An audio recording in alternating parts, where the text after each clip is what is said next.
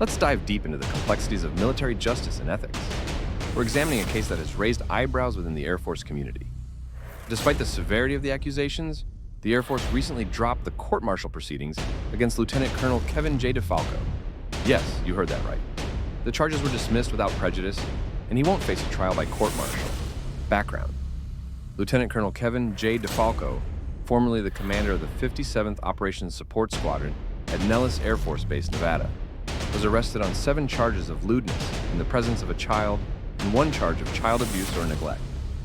The alleged victim reported more than 1 SAs by Difalco from December 2021 to June 2022.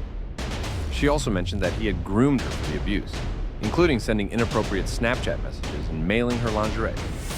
Difalco's is scheduled for a general court-martial at Nellis Air Force Base between July 8th and July 13th.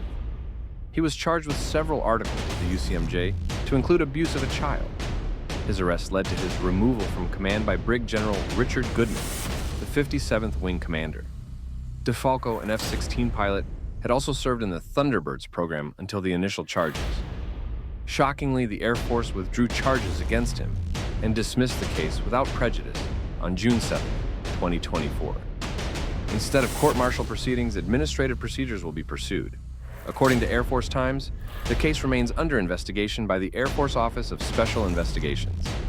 Let's break down what the administrative procedures could be in the Air Force.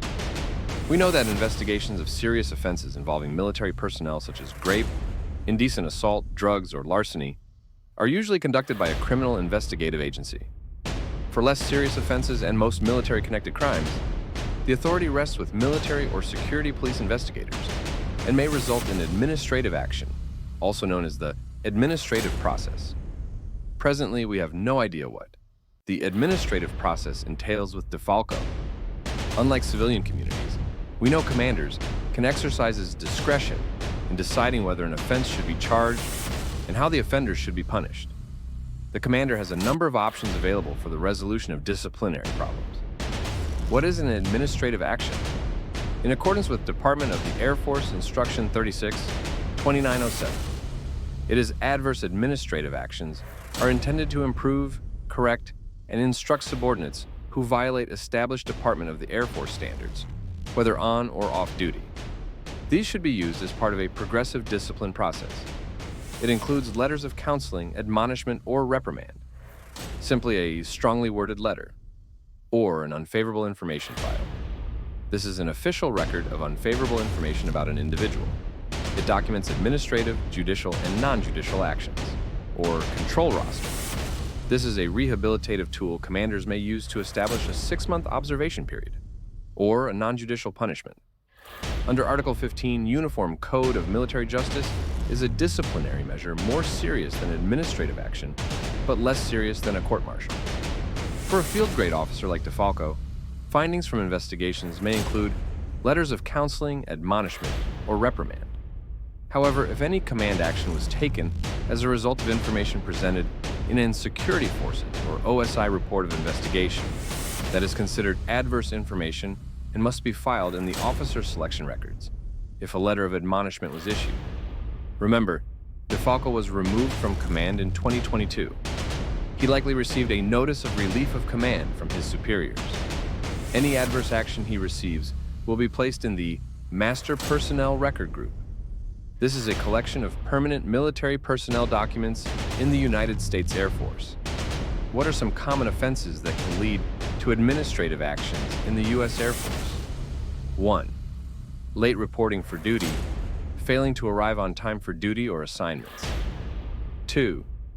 Providing false information, deliberately misleading or providing inaccurate information. 3. Disobeying standing orders, ignoring established rules or orders. 4. Petty theft, stealing small items or property. 5. Destruction of government property, damaging or destroying equipment, facilities, or resources. 6. Sleeping while on watch, falling asleep during duty hours.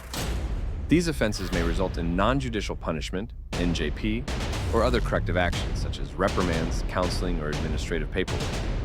Keep in mind that the severity of the offense and individual circumstances play a role in determining the appropriate administrative action. The decision not to proceed with a court-martial for Difalco, who faced allegations of child abuse, has raised questions about hypocrisy.